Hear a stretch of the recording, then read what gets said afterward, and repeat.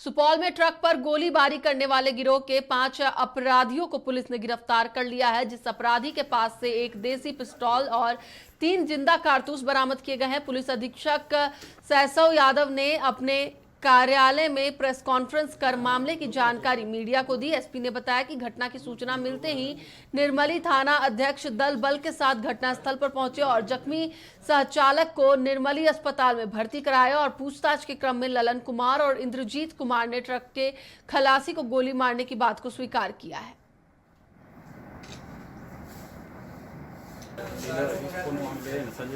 इस बीच थानाध्यक्ष को सूचना मिली कि महुआ मझारी रोड पर अपराधकर्मी हैं और वे घटना कारित करने की योजना बनाए हैं। वहाँ पर सूचना पाते ही वे दल बल के साथ वहाँ पर रश किए। रेडिंग टीम में जो गठित किया सभी सदस्य गए थे वहाँ, और उसमें से 5 अपराधी वहाँ पर संदिग्ध अवस्था में पाए गए। उनको रोक करके पूछताछ किया गया तो उनके पास से एक देसी पिस्तौल, 3 जिंदा गोली बरामद किया गया और वे सब किसी घटना को अंजाम देने में वहाँ पर रुके हुए थे।